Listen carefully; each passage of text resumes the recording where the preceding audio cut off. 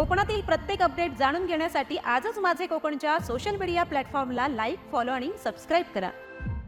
Smart meter जोडणीच्या मुद्द्यावरून सिंधुदुर्ग जिल्ह्यातील वेताळ बांबर्डे गावातील नागरिक आक्रमक झाले असून त्यांनी आज ओरोस सिंधुदुर्ग नगरी येथील महावितरण कार्यालयावर धडक दिली। महावितरणच्या कारभाराविरोधात संतप्त नागरिकांनी उपकार्यकारी अभियंता राजेंद्र कामथे यांना धारेवर धरत विविध मागण्या मांडल्या आहेत। नागरिकांनी स्मार्ट मीटर घर मालकांच्या परवानगीशिवाय बसवू नयेत, जीर्ण वीज वाहिन्या आणि पोल तातडीने बदलावेत, तसेच आवाजवी वीज बिलांचा प्रश्न सोडवावा अशी मागणी करण्यात आली।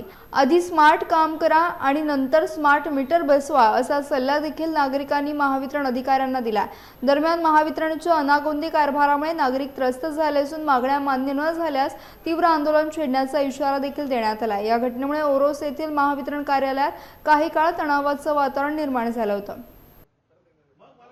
परंतु महावितरणचे सगळे लबाड अधिकारी फक्त स्मार्ट मीटर बसवण्याकडे त्यांचं कल आहे, परंतु पायाभूत सुविधा जो काही अमूलाग्र बदल घडणं आवश्यक आहे त्याच्याकडे दुर्लक्ष करत आहेत। तर या संदर्भात आम्ही त्यांचं लक्ष वेधलेलं आहे आणि ग्रामस्थांच्या वतीने आम्ही जाहीर आवाहन महावितरणला आज दिलेलं आहे की आमच्या गावातील ज्या काही 30-35 वर्षापूर्वी ज्या काही वीज वाहिन्या जोडलेल्या आहेत, आज त्या जीर्ण झालेल्या आहेत, तर त्या प्रथमतः बदला आणि आमच्या गावातले सगळे मीटर स्मार्ट करा अशा पद्धतीचं आवाहन आम्ही आज महावितरणला केलेलं आहे।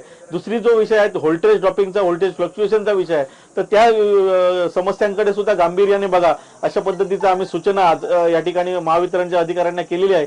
8 दिवसात त्याची पूर्तता नाही झाली तर ग्रामस्थांच्या वतीनं मोठं जन आंदोलन आम्ही गावामध्ये या संदर्भात उभारणार आहोत।